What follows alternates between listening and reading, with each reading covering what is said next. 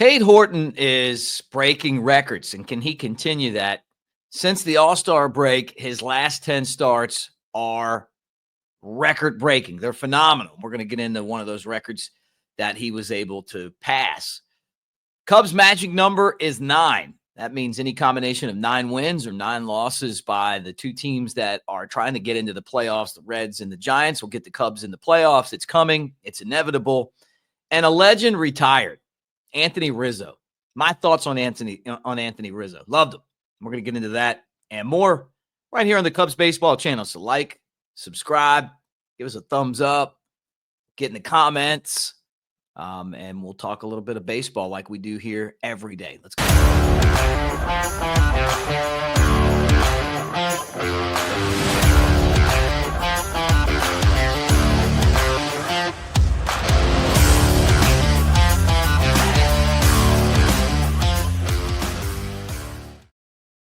What do you say, everybody? It's Mick Gillespie. Welcome to the Cubs Baseball channel presented by AveD, Mick Nation. There's the QR code right there. Boom, right down there. And we got tickets to the Cubs playoff game. We got other stuff coming up, hats and shirts and all the stuff that we just ordered. That'll be here soon. We're going to give it away there as well. So you get to pick games. I picked the college football game and came to within 2 points of the actual score and won. I won on my own contest. They were like, hey, I don't judge the contest. I just know that, like it happens. All right, let's get into this right off the bat. Great to talk to you guys today. Cubs play at Wrigley Field this afternoon. It's going to be fun. And Cade Horton, I think, is closing in on Rookie of the Year. I think it's going to be really hard to beat him. And one of the reasons is all of these records that he's breaking. And one of them that is really crazy to think about, as reported by Nugget Chief, which is a fantastic name on X. Horton's last 10 starts, he has allowed no more than 5 earned runs. The last pitcher to do that was in his 23rd season, world champion Dutch Leonard, with the 1914 Boston Red Sox. Dutch Leonard, yeah. Been a long time since that happened, right? How crazy is it, too? You sit there and see this guy grinding it out, right?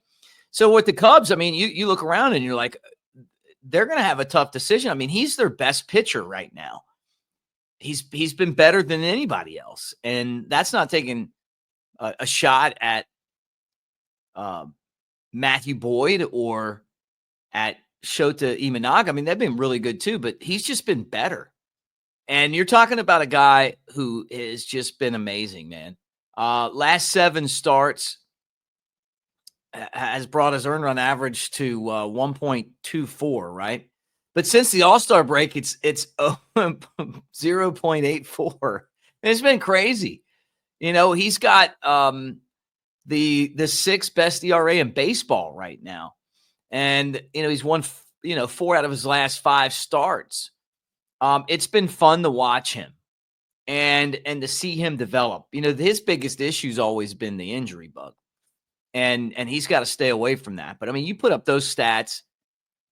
How many more starts does he have between now and the end of the season? That's a question. Maybe 3, maybe 2. I don't know. But I feel like if the Rookie of the Year voting was right now, he'd win. And I love the fact that he's like, look, I want to win a World Series. That's what I want to do. And I would love to see that too. This team's got to get healthy. And they got to make the playoffs, right? And they're cruising in on that right now. Their magic number is 9. Everybody was off yesterday. Cubs, Giants, and Reds. The Brewers are stumbling a little bit. I don't know that the Cubs could catch Milwaukee, but it wouldn't surprise me if things don't get really tight between now and the end of the season, right? Think about that last game that the Brewers and the Cubs played. And we talked about how big of a loss that was, or win for them, because it's 5.5 games right now. If the Cubs win, it's like 3.5. So that's so huge. It's hard to make those games up. But Milwaukee's starting to falter. And the Cubs have had some grinded out wins. It's not like they're going out there like they were at the beginning of the season and just pounding the competition, but they're finding a way to get it done. So that's a good thing. The magic number is at 9. Now, this was near and dear to my heart. Anthony Rizzo retires, and he's going to retire as a Cub, and he's going to do that at Wrigley Field on Saturday. I love Anthony Rizzo. He's been so special, and there's so many different things I loved about his time with the Cubs. Now, he's 36 years old. He played 14 seasons in the big leagues and, decade with the Cubs. And he was a 3-time All-Star and a 4-time Gold Glover, right? But he also helped the Cubs break the drought, as you guys know, 108 years. And they won that title in 2016. And it's really crazy when you look at like how he got to the Cubs. I just think this is, and you guys know the story.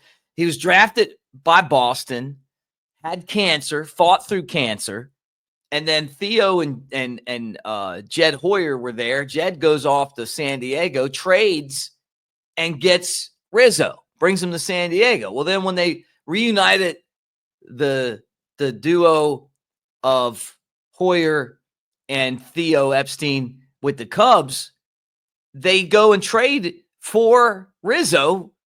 They get him from the Padres where he was traded, right?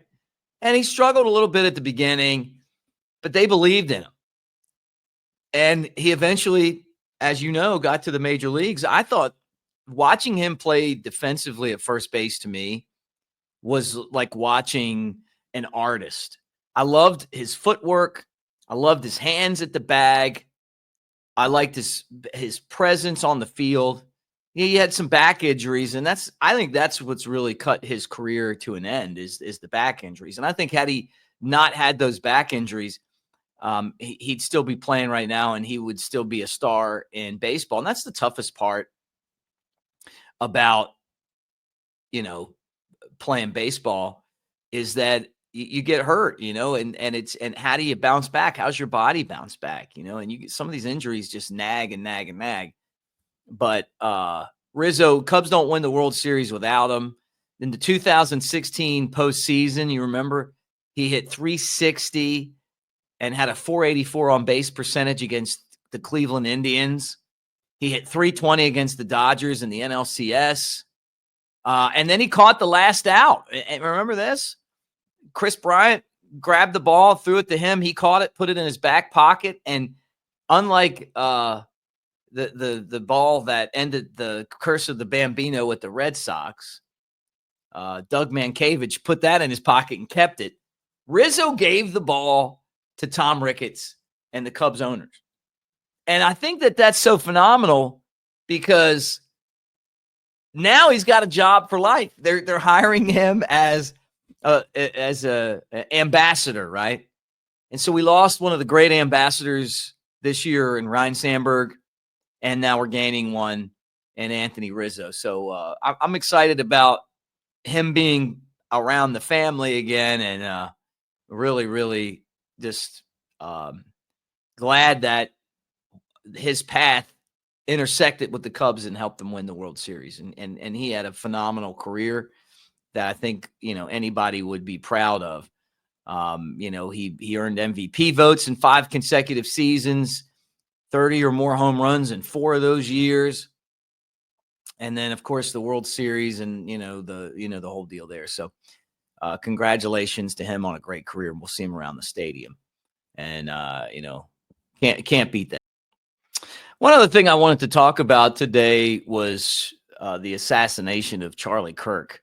There's a Cubs tie here, and I'm like probably like most of you guys. I'm just horrified by it. I didn't really know much about Charlie Kirk, other than he was a political guy, and I saw some of the clips of him having dialogue with people and college campuses, and it reminded me of going to college and being in political science classes and doing the same thing, like having dialogue with people that came from much different places than me. I grew up poor and grew up without a lot of stuff and went to school. And there was a lot of people that came from very affluent backgrounds. And I learned a lot about them and they learned a lot about me. and always disagree or always agree or whatever. But we ended up I was in some pretty high level political classes, and I'm still great friends with two of my best friends were in different classes that I had, and we don't necessarily like agree on stuff. But I hope that we can get back to dialogue again. I mean, this channel is about sports, but it's heartbreaking. And here's the deal. Now, I don't know if the stories are true that Matt Shaw was scratched from the lineup because he was good friends with Charlie Kirk, but Charlie Kirk was a Cubs fan, and Matt Shaw and him were buddies. And so to just the way that whole thing went down, man, my thoughts and prayers are with the guy's family, obviously, and with Matt and, any of his friends to have to see that play out like it did. So rest in peace. And, and to me, it's all about free speech. It's all about free speech. It's all about being able to say what you think, even if people disagree with you, because once you start restricting one person's free speech, then who decides whose free speech is worth having and not having, right? But you guys tell me what you think in the comment section, because I love, and how many times do I say this constantly?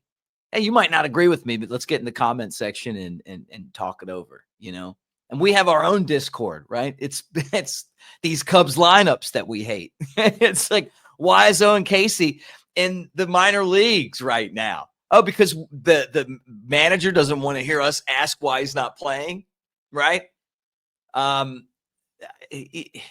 This just been it's been terrible, and I hate it for Matt Shaw and anyone that knew Charlie. And I didn't know him, but swish peace for everyone that was friends with him, including his family and young kids. Cubs are back at it again today, and it's going to be one of my favorite days, and that's day baseball at Wrigley. And it'll be Matthew Boyd on the mound for the Cubs, 12-8 record, 2.92 ERA. And he'll go against Shane Baz, who is 9-11 this year with a 4.94 ERA. And that game will be, again, at Wrigley Field this afternoon. So thank you guys, as always, and I mean this. I'm so glad that we've built this community together, where we can get on here and talk and watch Cubs and have – back and forth and all that stuff. I don't know what's going to happen this year in the postseason, but I will tell you this, that I really appreciate you guys. And we got some great prizes and gear and swag that we're going to be giving away here soon. And all you got to do is hit that QR code, Mick Nation, and you can sign up for it. But thank you guys again for being here, and go Cubs. Oh, and I want to tell you this too. We're brought to you by Visit Sevierville in the Smoky Mountains. When you head to the Smoky Mountains, it's only natural to visit Sevierville. Even we had to check it out. And we've been here our whole lives. Experience the adventure of a lifetime. I'm king of the world. Even you can get a bird's eye view of the Smokies. You're going down, Billy. Whoa. Your Smokies start here.